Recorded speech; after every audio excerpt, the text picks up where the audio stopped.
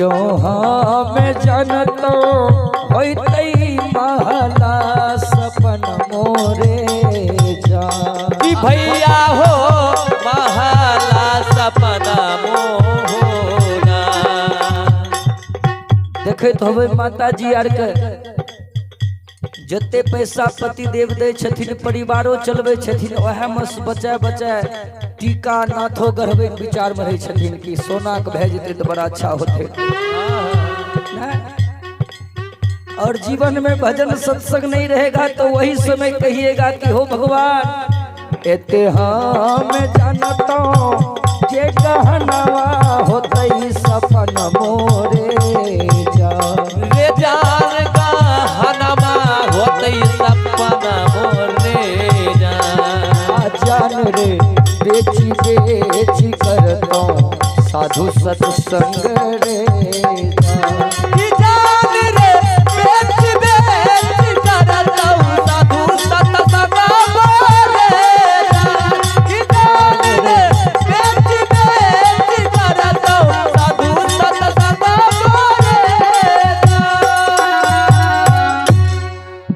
सज्जनों आप खूब बना लीजिए, खूब जमीन बना लीजिए, लेकिन बाबू याद रखें अगर आपका कर्म खराब होगा ना तो जमीन आप नहीं बेचिएगा लेकिन आपके कर्म का प्रभाव आपके संतान पर पड़ेगा।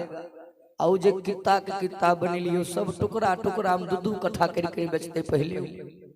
याद रखिए इसलिए जीवन में चाहिए कि हम जो भी काम कर रहे हैं थोड़ा दान पुण्य भी करते रहे और अपने दरवाजे पर कम से कम सब आदमी से मैं निवेदन करता हूं कि हर एक महीना में पूर्णिमा जरूर होता है कि नहीं। उस पूर्णिमा के दिन 500 रुपया खर्चा होगा, सत्यनारायण भगवान की कथा करवा दे। बोल दे संत भगवान की जय।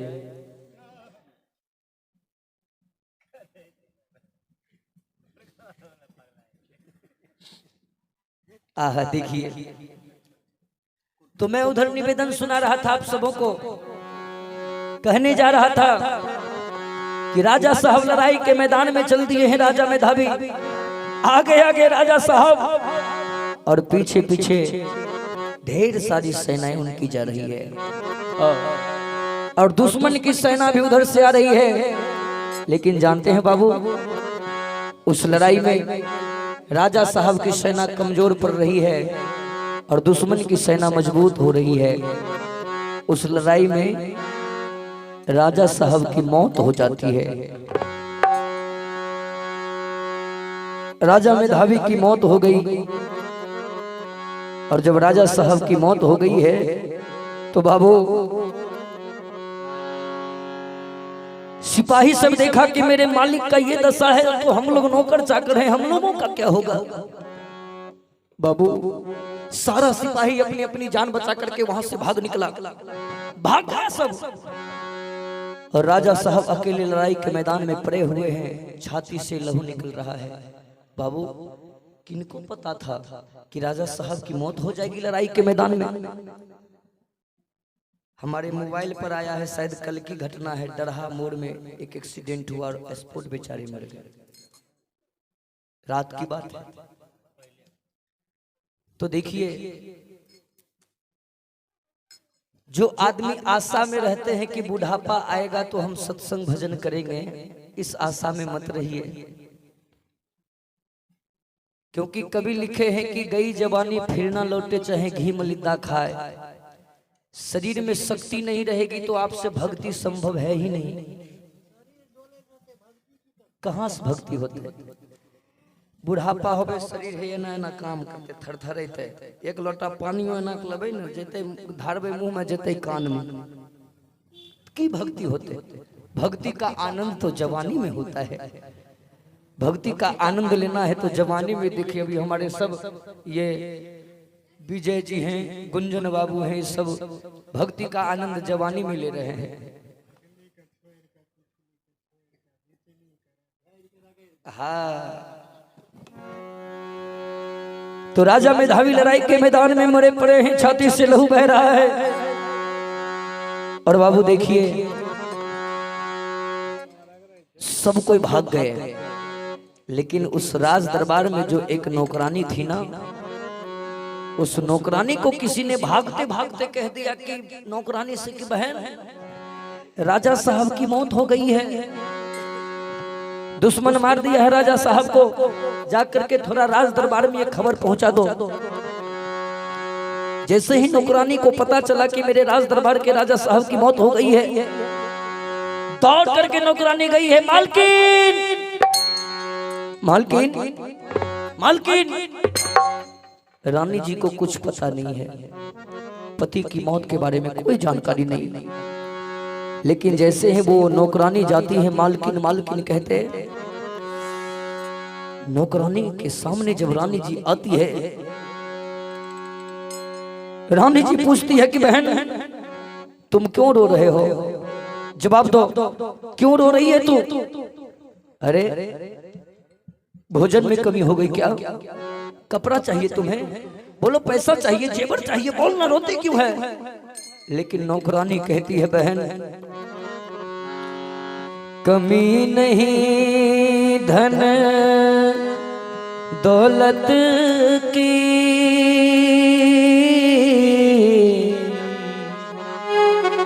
कमी नहीं है खाने की, बस एक कमी है सबसे बड़ी, आपकी विधवा बनने की, आपकी विधवा बनने की। मालकिन न भोजन की कमी है, ना कपड़ा चाहिए, ना जेवर चाहिए, मालकिन आज सबसे बड़ी कमी हो गई है कि तुम विधवा हो गई है, दुश्मन तुम्हारे पति का खून कर दिया है। मालकिन कहा क्या, मेरे पति का खून हो गया है, ये क्या करेंगे तुम? अरे ऐसा नहीं हो सकता, अभी अभी तुरंत हमारे पतिदेव मेरे बेटा को दुलार किए थे, प्यार किए थे, और बोले थे कि बेटा लड़ाई के मैदान से आऊंगा तो खूब दुलार करूंगा, खूब प्यार करूंगा। ऐसा नहीं हो सकता। नौकरानी कहने लगी मालकिन अगर तुम्हें विश्वास नहीं है तो चढ़ जाओ 2 महल पर, और 2 महल पर से देख लो कि दुश्मन तेरे पति को मार करके सीधे राज दरबार की तरफ बढ़ रहे हैं। मालकिन अगर तुम यहां से नहीं भागेगी ना तो अभी तो तू विधवा हुई है और दुश्मन तेरे बेटा का भी खून कर देगा।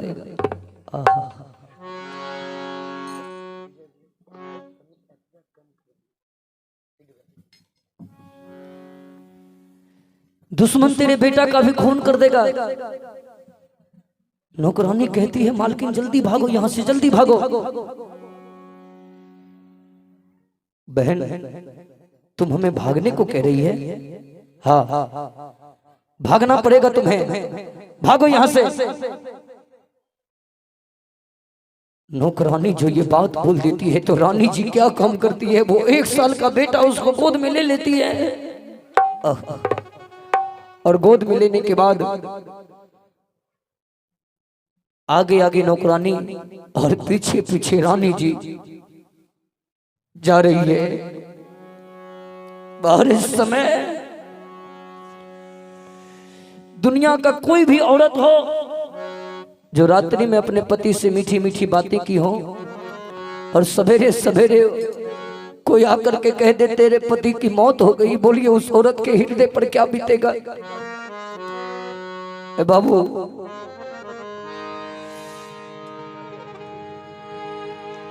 बेचारी नौकरानी आगे आगे, रानी जी पीछे पीछे जा रही है लड़ाई के मैदान में। कि ऐली ससुररिया पिया के नगरिया, देखिए देखिए कि ऐली ससुररिया पिया के नगरिया, अरे पियाबा के गरियार देखी के कर जवा फाटई है ननदे। ओ पियावा के ना करिया हो देखी के कर जवा फाटई है सखिया। हाँ पियावा के ना गरिया देखी के कर जवा फाटई है ननदे। ओ पियावा के करिया हो देखी के जबा फाटई है ननदी। आगे आगे नौकरानी जा रही है, पीछे पीछे रानी जी 1 साल का बेटा गोद में, आंख से आंसू बह रही है कि भगवान अखिया से बहाल रे पानिया।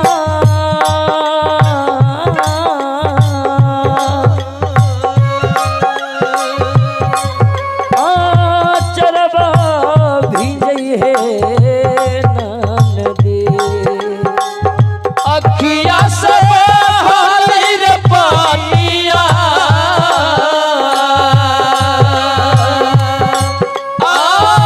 चरवा भी यही है ननदी। अखिया से बहाल रे पानिया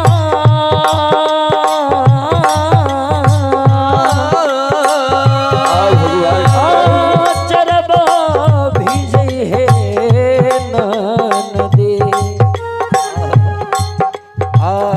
छुटले गहना माँ छुटल भवन माँ। छुटल गहना छुटल भवन छूटल गहनवा है ननदे। छूटल है भवनमा।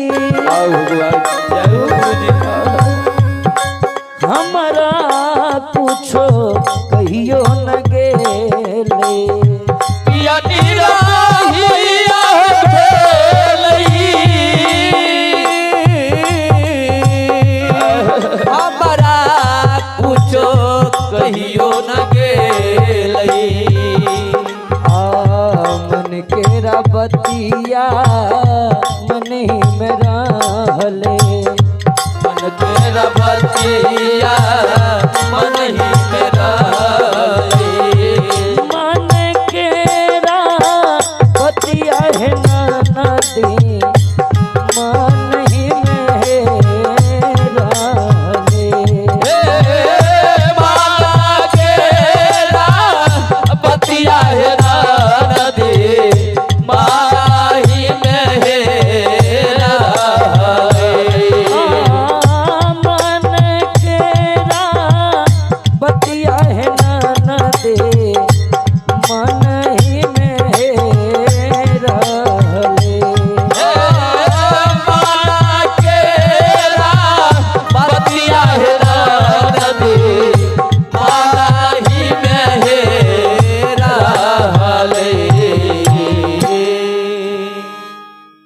आगे रोती और बिलखती जा रही है।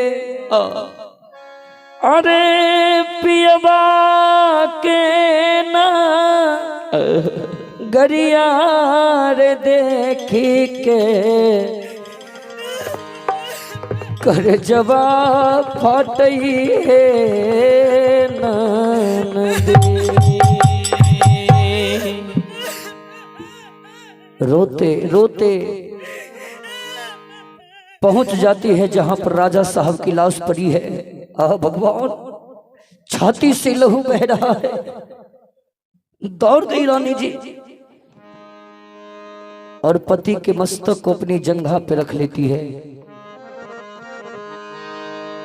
पति के मस्तक को अपनी जंघा पे रख ली और उस जगह पर बैठ करके खूब रोती है